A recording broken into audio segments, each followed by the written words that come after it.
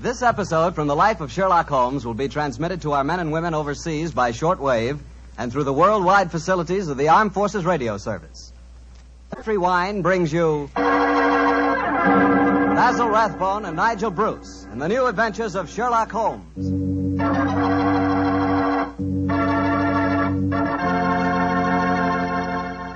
The Petri family, the family that took time to bring you good wine, invite you to listen to Dr. Watson tell us another exciting adventure he shared with his old friend, that master detective, Sherlock Holmes.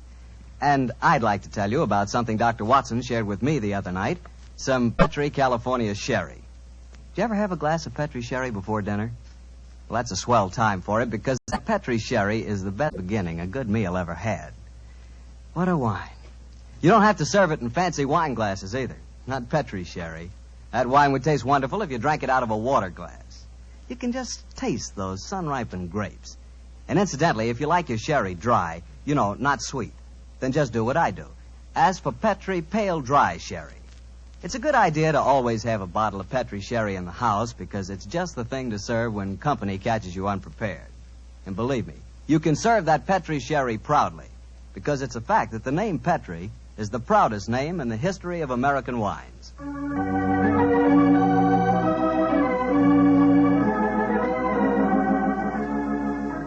And now let's visit with our good friend, Dr. Watson. I know he's expecting us. Come in. Good evening, Mr. Bartell. Evening, Doctor. Oh, you have the old black tin dispatch box out again, I see. Yes, my boy. I've just been refreshing my memory on one or two points in connection with tonight's story. Draw up a chair. Thanks. That's it. The tobacco's in the jar beside you. Thanks, Doctor. I'm particularly excited about hearing your story tonight. Last week you told us that Sherlock Holmes' brother, Mycroft Holmes, took part in the adventure. That's quite right, Mr. Bartell. I didn't even know Mr. Holmes had a brother. I wish you'd tell me something about it. Well, Mycroft was 7 years older than Sherlock, but the difference between them was amazing. While Holmes was lean and consumed with a burning energy, his elder brother was fat and lazy. And yet Holmes has often told me that Mycroft was his superior in powers of observation and deduction. Well, now that you've thoroughly whetted my appetite, Doctor, how's about it? Very well, my boy. I suppose this story really began in Mycroft Holmes's room at the Foreign Office in London. Although I've said he was a lazy man, he did hold a position of considerable importance. In fact, you may remember that on more than one occasion, Holmes has said, Mycroft is the British government. But to get back to my story.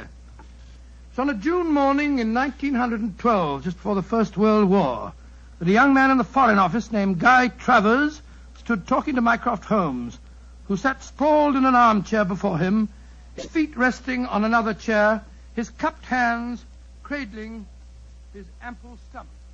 Mr. Holmes? I say, Mr. Holmes, you haven't gone to sleep, have you, sir? No, Travers, I'm not asleep. I'm just waiting for you to get to the point. Well, sir, the point is that I'm on the track of the most elusive female spy. Dear me, how exhausting. She's dangerous, sir, very dangerous. She's not only a collector of information, but a sort of central clearinghouse of military secrets as well. You seem to be a little young, Travers, to be on such a case. I asked for the assignment, sir. Why? Female spies aren't as glamorous as they sound, you know. No one knows that better than I do, sir. You see, my brother got mixed up with this girl 2 years ago. He was cashiered from his regiment and committed suicide. I'm sorry, Travers. Tell me what you found out about her. You say you've been on her track? I've traced her to a number of seaside towns, but she keeps slipping through my fingers. Have you a list of the towns? Yes, sir. What? No. You read them to me. Well, I first got on her track at Torquay. From there, I tracked to Weymouth, Bournemouth, Portsmouth, Bognor, Worthing, Hove, Brighton, and... I trust you drew the obvious conclusion. I think I did, sir. Several of those towns are naval bases. No. The list you've just read me is a recognized theatrical circuit. Oh, I never thought of that. The simplest way to track down your spy is to find whether she was appearing in either a play or variety act in all of the towns on the dates covered by your inquiries. Yes, Mr. Holmes, I'll do that at once, and I'll report back to you. Oh, very rushed. Close the door quietly, won't you? I'm confoundedly sleepy.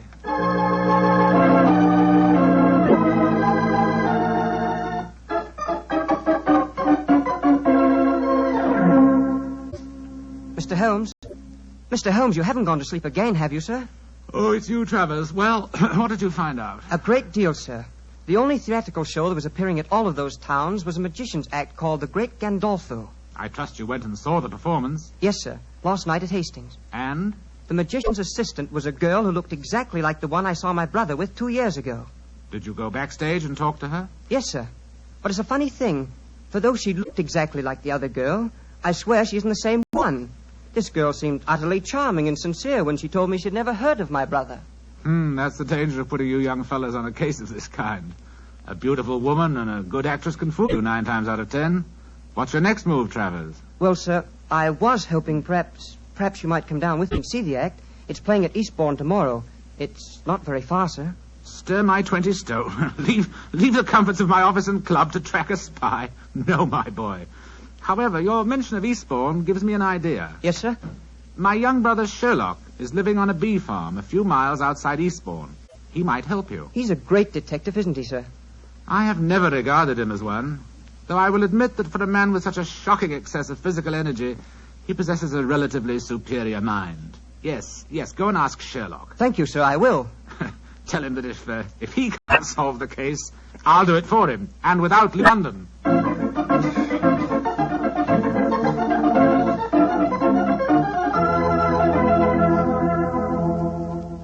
And so, Mr. Holmes, I did as your brother suggested and came down here to Eastbourne to tell you about the case. I quite understand, Mr. Travers. Very interesting story, too, my boy. I'm certainly glad that I happen to be staying down here with you, Holmes. You'll handle the case, of course. I'm undecided, old fellow. The problem presents some interesting possibilities, and yet my life here among the bees has taken on a pleasant and soothing pattern. Oh, I hate to disturb it. Oh, come, Holmes. It'll be good for you to get away from your wretched bees for a few days. I forgot to tell you, Mr. Holmes. As I left your brother, he told me that if you couldn't solve the case, he'd do it for you, without leaving London. Dear old Mycroft, he meant that as a challenge. Hand me the paper, will you, Watson? Yeah. Thanks, old chap. Oh, what are you looking for? The amusement guide. Here it is. Devonshire Theatre, Eastbourne, twice, nightly varieties, 6:30 and 9, the great Gandolfo, King of Magic. You mean you'll come to the theatre with me tonight, Mr. Holmes? Certainly. I can't allow Mycroft's challenge to go unanswered, and I'm sure that Dr. Watson will accompany us when I tell him Miss Sissy Gitana is also appearing on the bill singing, an old favorite of his. There was I waiting at the church, waiting at the church, waiting at the church. I found he'd left me in the lurch. Lord, how it did upset me. All at once he sent me round a note. Here's the very note. This is what he wrote. Can't get away to marry you today. My wife won't let me.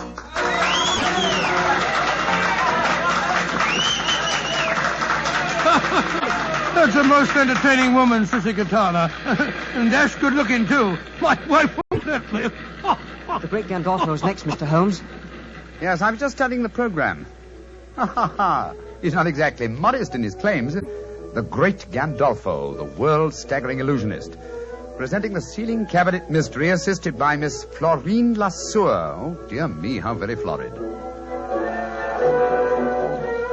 I must say I love this old music hall flavor.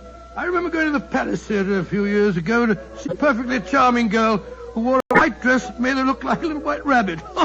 That dress did look frightfully becoming, I must say. I sent my card round the stage door with some flowers, of course, but to my amazement... It's a fascinating story, old fellow, but I'm afraid you'll have to finish it later. The curtain's going up.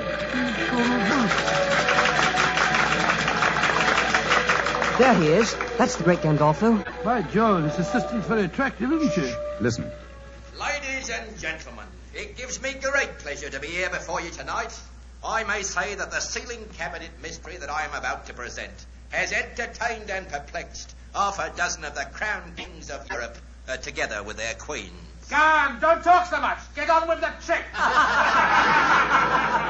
I may say I'm hoping that you, ladies and gentlemen, will give me the same courtesy and attention that was given me by the royalty I have just mentioned. Now, before I present my illusion, I should like to ask for 2 volunteers from the audience who will come up here beside me on the stage so that I may be watched. Two volunteers, please. Wait for us here, Mr. Travers. Very well, Mr. Holmes. Come on, Watson. You mean that we're going up on the stage? Yes, it's a wonderful opportunity. Do I see 2 gentlemen rising? Splendid. 2 gentlemen are coming up from the audience. 2 gentlemen that I have never seen before. Watch the step, please. That's it. Over the footlights and onto the stage. That's right. And now, sir, have you ever seen me before? Never. And you, sir? Don't be afraid to speak up, sir. No, I haven't. Miss Lesueur, please see that the gentlemen are seated. I thank you. Now, ladies and gentlemen, I want you to watch me closely. You will observe that there is a wooden cabinet on the stage.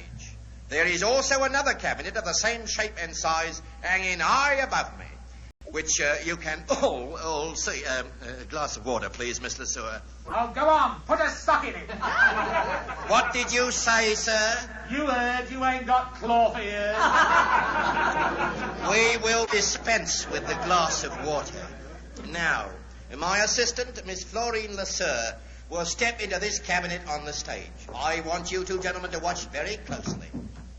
Miss Lesueur is now lying inside the cabinet, is she not? Yes, she is. Very well. I close the lid. So, I lock it with these bolts. And now, I ask one of you gentlemen to attach this padlock to the box. You, sir, will you oblige me? Very well. I thank you. And now, ladies and gentlemen, before your eyes you have seen Miss Lesueur enter a cabinet on this stage. A cabinet that has been bolted and padlocked. You can still see the duplicate cabinet hanging above me by an attachment of wires and pulleys. I now count a 1, a 2, a 3, and fire this revolver at the cabinet above me. Now, if you two gentlemen will kindly help me, we will lower the ceiling cabinet to the stage.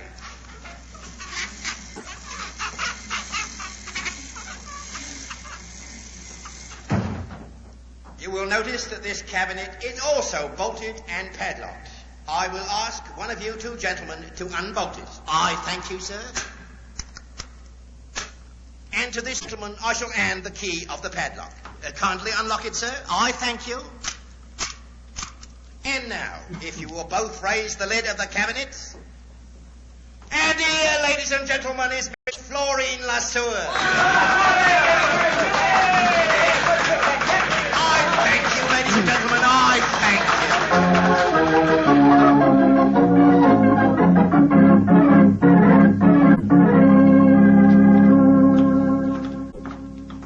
you. Why did we have to leave, Holmes? I was having a wonderful time. Sorry to drag you away, Watson, but there's work to be done. Mr. Holmes, if you want to go backstage, I'll introduce you to Miss Lesueur. Oh, that's a splendid idea. Before we do that, Mr. Travers, there's one important fact I want to know. What is it, sir? I presume you have a dossier of the available facts concerning this spy? Yes, sir. Everything that we've been able to find out.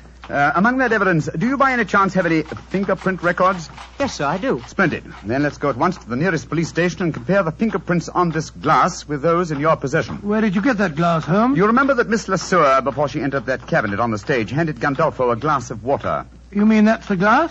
Why else should I be carrying a drinking glass with me, old chap? Very neat, Mr. Holmes, and right under the nose of a magician, too. Well, I'm not exactly inept at the practice of legerdemain myself, Mr. Travers. Come on, let's have a talk with that local fingerprint expert, shall we?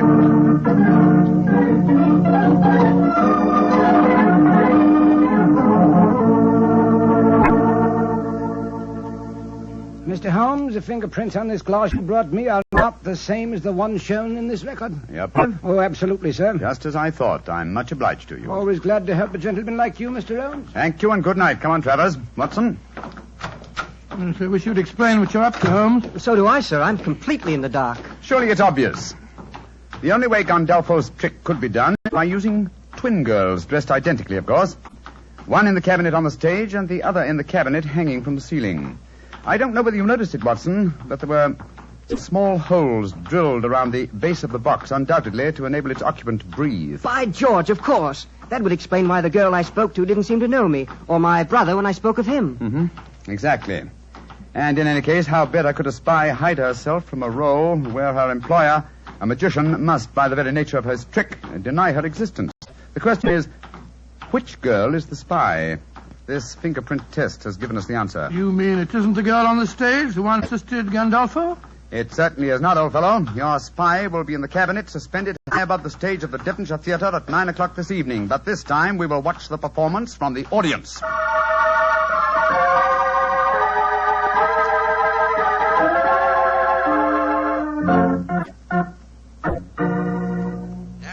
Watch me closely, ladies and gentlemen. There is no deception.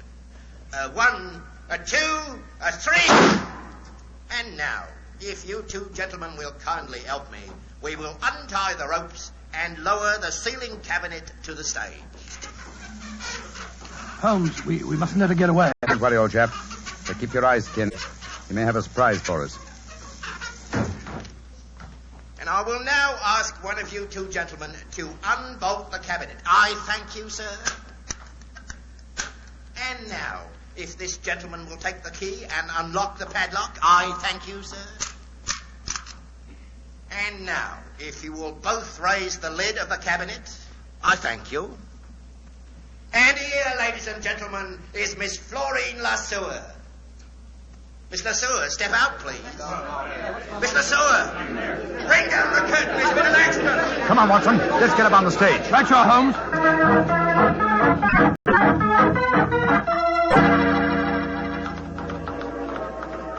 What happened, sir? It's Miss Lesueur. She's been injured. I'm a doctor. Let me look at her. I'm afraid she's beyond the help of doctors, Watson. Look at that bullet wound in her head. She's been murdered.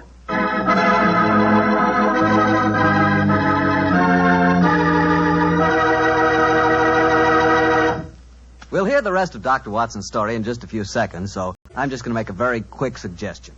If you like good food, who doesn't, you'll find that good food always tastes better when accompanied by a good glass of Petri wine. And Petri makes wonderful mealtime wines. If you like a red wine, to go with any meat or meat dish, you really like Petri California Burgundy. And if you prefer a white wine to go with chicken or fish, you couldn't ask for a better one than Petri California Sauterne. Remember those two wines, huh? Petri Burgundy and Petri Sauterne. They're Petri wines, so you know they're good.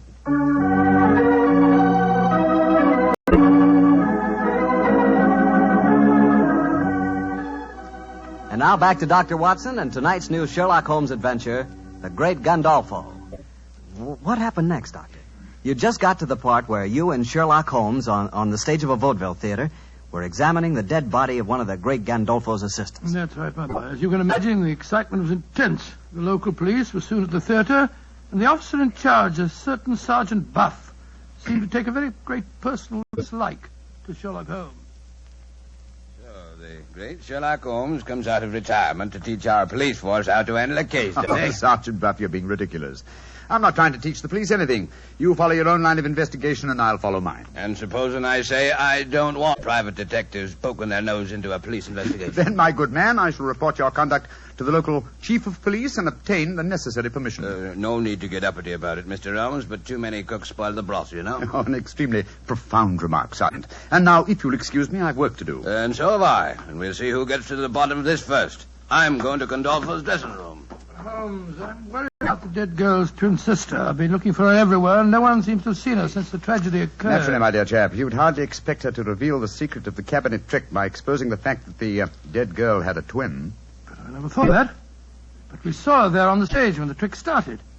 Seems to me that she's in great danger. She is in very great danger. Now, don't worry. I've taken the precaution of having her guarded. Oh? How, Holmes? I'll explain that to you later. In the meantime, we have to work fast. It appears that Sergeant Buff is out to try and show me up by solving the case first. That makes the second challenge I've received today. Well,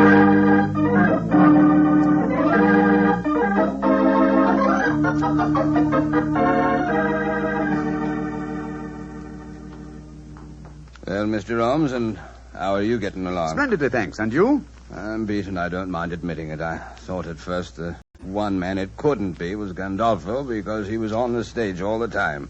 But then it seemed to me that he might have fired a live bullet when he shot at the box on the ceiling. The angle from the stage wouldn't coincide with the bullet hole in the bottom of the box, Sergeant.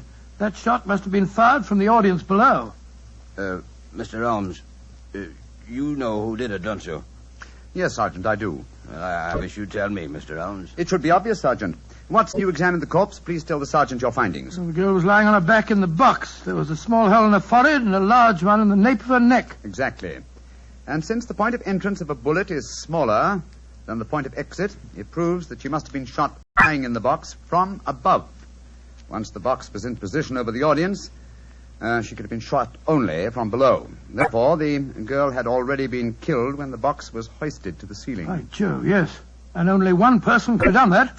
Only two. How do you figure that out, Mr. Holmes? The dead girl's sister had the same opportunity as the great Gandolfo himself. Of course she had. Now I see why you were having her watched, Mr. Holmes. And if you'll excuse me saying so, sir, I'm beginning to think it's a good thing you're on this case after all. Oh, that's very generous of you, Sergeant.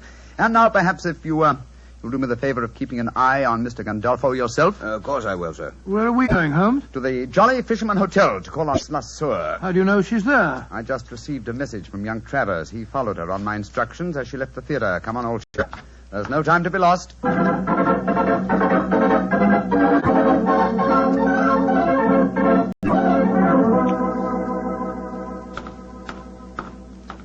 Ah, there you are, Travers. Miss La Sueur is still here, I trust. Yes, Mr. Holmes. She's up in her room. I wonder if you'd mind asking her to come down and see me. I'm sure that we can talk privately in the lounge over there. Right you are, Mr. Holmes. I'll go and get her. What are you going to say to Miss Le Sueur, Holmes? That depends on her attitude, old chap. Come on, let's go into the lounge, shall we? Oh, it's a lucky thing that you had her followed.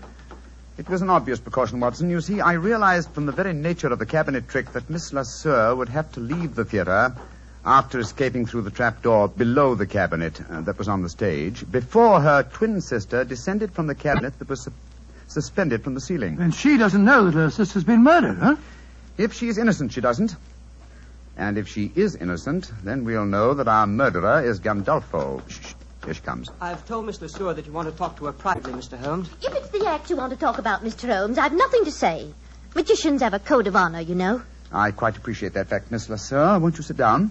What do you want with me? I have news for you. News of your twin sister. I haven't got a twin sister. My friend knows exactly how the cabinet trick is done, my dear young lady. Yes, you might as well tell the truth, Miss Le Sueur. Well, all right then, so I have a twin sister. What of it? No crime in that, is there? What are you getting at? I want you to believe that I'm here to help you, my dear. You're going to need help and courage. What are you getting at? Look, come on, tell me. I'm sorry to be the bearer of bad news. Miss La Sueur, your sister is dead. Dead? Huh. I don't believe it. I'm afraid it's true. She was murdered. You're lying. This is a trick. You're trying to make me give myself away. I'm trying to get at the truth. Your sister was found shot through the head when the cabinet was lowered to the stage tonight. I still don't believe it. Why should my friend lie to you? How was your sister the last time you saw her for the commencement of the act?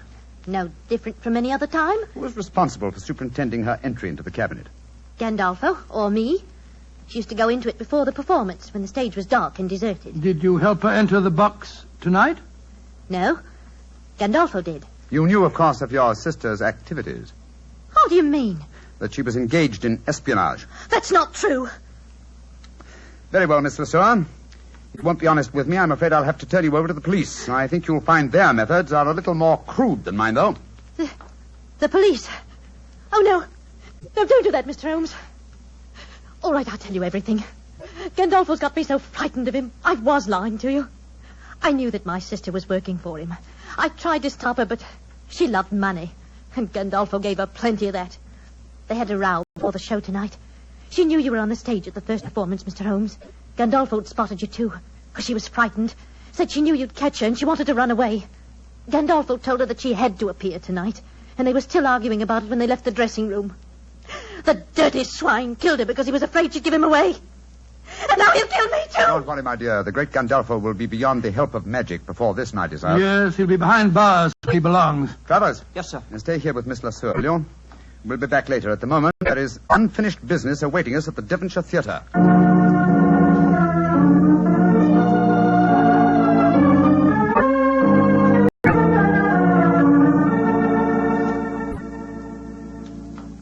Well, Mr. Holmes, I can't tell you how grateful I am. Gandolfo's safely in prison thanks to you, and now you tells me you don't want no credit in the case. Oh, my dear Sergeant. I'm really a bee farmer, you know. In any case, I want to restore your faith in private detectives. The next time you meet one, I'm sure you won't be so unfriendly, shall I say? I'm humble, sir. I'm very humble, and I thank you very kindly for all you've done. Oh, and by the way, Mr. Holmes, this telegram arrived for you at the theater while you were away, and here you are, sir. Oh, thank you, Sergeant Buck. No, sir, Me that should be thanking you, sir. Who on earth knew that you were at the theatre tonight? And we'll soon find out. Huh? What does it say, Holmes? It's from my brother, Mycroft. Mycroft? What's he got to say? Really, it's quite humiliating. After all, he said he wouldn't have to, and he never did leave his armchair in London. Listen to this. Have just checked on Gandolfo's repertoire of magic tricks. You will find spy in bar suspended from ceiling of theatre. Elementary, eh, my dear Sherlock? By Jove, Holmes, he really is amazing, isn't he? He is also a prophet, old chap. Prophet? How do you mean? Well, he indicates the handwriting on the wall. I'm past my prime. I'm too old for alert detection. It's back to me bee farm, old fellow. It's back to me bees.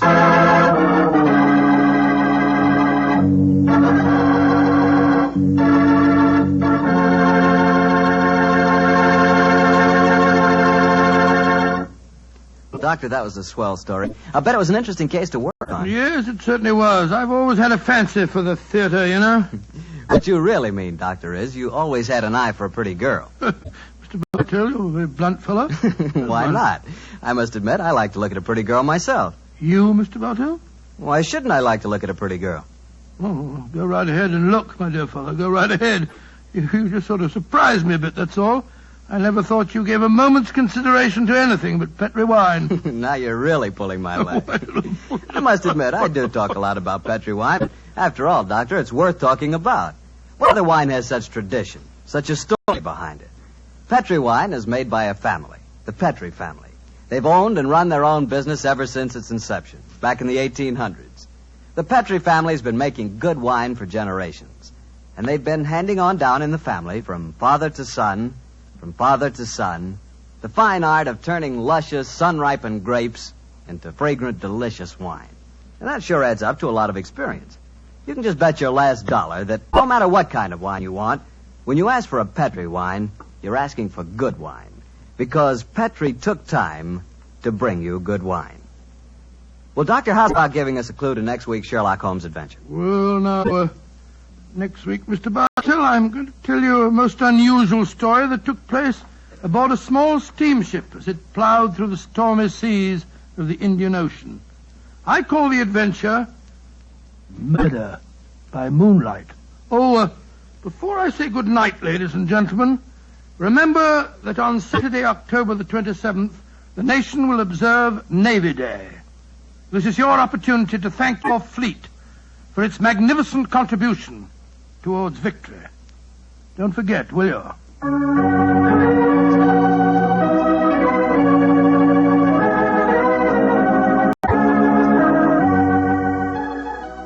Tonight's Sherlock Holmes adventure is written by Dennis Green and Anthony Boucher and was suggested by an incident in the Sir Arthur Conan Doyle story, The Second Stain. Mr. Rathbone appears through the courtesy of Metro-Goldwyn-Mayer and Mr. Bruce through the courtesy of Universal Pictures, where they are now starring in the Sherlock Holmes series.